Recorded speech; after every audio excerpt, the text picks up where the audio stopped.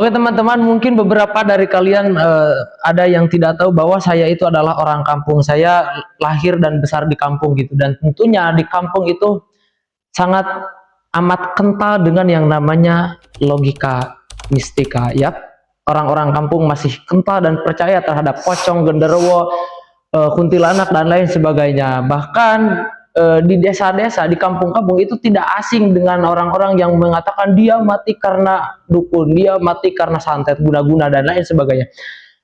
Apakah ini problem? Ya jelas ini adalah sebuah problem. Kenapa? Karena daripada membawa orang-orang sakit ke dokter, ke medis, orang-orang kampung ini kebanyakan ya, itu lebih suka membawa orang-orang yang sakit ke paranormal, ke dukun dan lain sebagainya. Makanya teman-teman, di sini saya akan jelasin kepada kalian bahwa sebenarnya hal-hal mistis seperti pocong, kuntilanak, genderuwo dan lain sebagainya itu adalah sebuah kebohongan, baik dalam perspektif psikologis, neurologis dan budaya.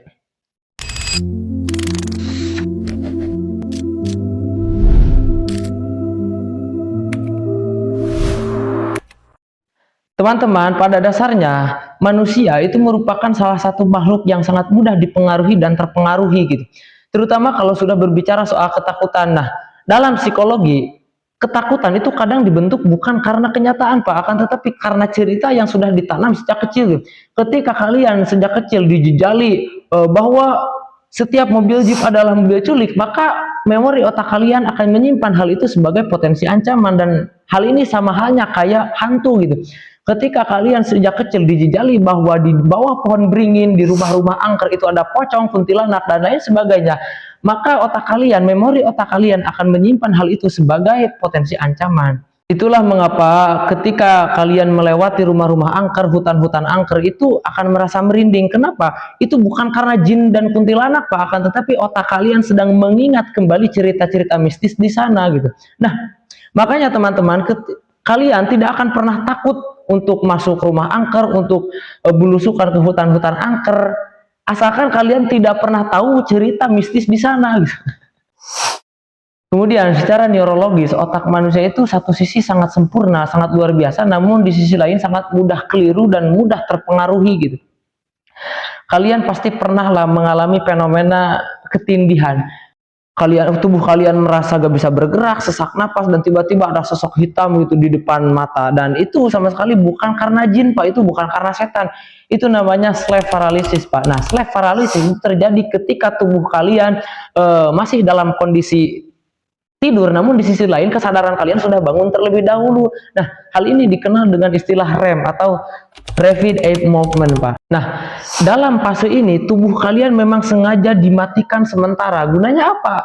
Gunanya supaya kalian tidak bertindak dan bergerak sesuai dengan mimpi kalian. Kenapa? Karena ketika kalian bergerak dan bertindak sesuai dengan apa yang kalian mimpikan, itu akan sangat berabe, Pak. Contoh sederhananya, ketika kalian mimpi kencing, maka kalian sering kali kencing beneran gitu.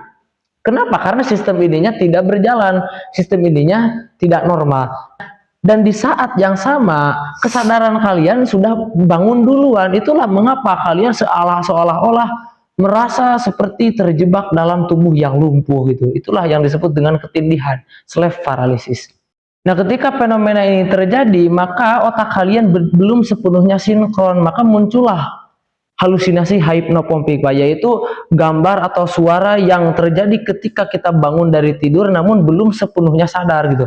Dan karena otak kalian sedang panik, maka amigdala akan aktif. Nah, lalu otak akan menciptakan bayangan-bayangan hitam, genderuwo yang seakan-akan duduk di dada gitu. Nah, teman-teman, jadi sekali lagi ini bukan karena jin, ini adalah reaksi sistem pertahanan otak yang terjadi ketika kalian merasa gak ngerti apa yang terjadi.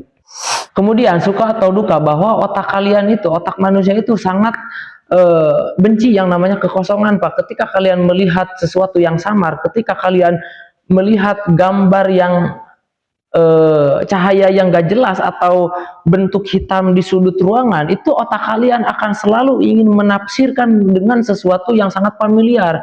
Otak kalian akan terus ingin menyimpulkan bahwa hal tersebut itu berkaitan dengan pocong, kuntilanak, dan lain sebagainya. Nah, Hal ini disebut atau dikenal dengan istilah yang namanya pareidolia visual, yaitu kemampuan kognitif pada otak di mana ia mampu menciptakan atau melihat pola yang acak, melihat gambar-gambar yang sama sekali gak jelas dan gak ada, seperti melihat wajah di awan atau melihat hewan di air dan lain sebagainya. Nah teman-teman, hal ini bisa disebabkan oleh beberapa faktor seperti sugesti yang berlebihan atau keadaan malam yang sunyi. Bahkan hal ini juga sangat bisa dipengaruhi oleh kenaikan suhu tubuh gitu. Itulah mengapa ketika kalian demam itu seringkali melihat sosok bayangan-bayangan gitu yang aneh-aneh kan di dinding, di pintu, di jendela, di mana saja. Kemudian kalau kita berbicara soal budaya gitu, sebenarnya hantu atau kuntilanak, pocong, genderuwo, wewe gombel dan lain sebagainya itu merupakan hasil dari karya kolektif manusia, Pak. Dibentuk oleh budaya dan diperkuat oleh lingkungan. Nah, di kampung-kampung itu cerita-cerita seperti kuntilanak, pocong seperti ini sebenarnya dipakai untuk alat kontrol sosial, Pak. Dan tujuannya baik supaya apa? Supaya anak-anak enggak main tengah malam. Maka diceritakanlah bahwa di sana ada pocong, ada kuntilanak, ada wewe gombel. Supaya apa? Supaya anak-anak enggak keluyuran tengah malam. Nah, itulah mengapa hantu di berbagai negara itu berbeda-beda, Pak. Di Brazil misalkan, kalian pernah lah mendengar yang namanya Curupira gitu. Nah, kenapa Curupira? Hantu di Brazil adalah Curupira. Kenapa? Karena persepsi orang-orang Brazil terhadap apa yang mereka takuti adalah Curupira. Makanya di Brazil tidak ditemukan pocong sama kuntilanak. Di Indonesia pocong sama kuntilanak. Kenapa? Karena budaya dan persepsi orang-orang Indonesia terhadap apa yang mereka takuti adalah pocong sama kuntilanak. Makanya di Indonesia enggak ditemukan Curupira. Jadi teman-teman, yuk kita sama-sama tinggalkan pola pikir seperti ini, kita tinggalkan pikiran-pikiran tentang mistis seperti ini. Kenapa? Karena ketika masyarakat Indonesia masih terbelenggu dengan yang namanya logika mistika, ketika masyarakat Indonesia masih percaya terhadap pocong, kuntilanak, dedemit, genderuwo, wewe gombel, santet, dan lain sebagainya, maka sampai kapanpun Indonesia akan tetap menjadi negara terbelakang dan tertinggal. Terima kasih, semoga bermanfaat. Jangan lupa di video selanjutnya.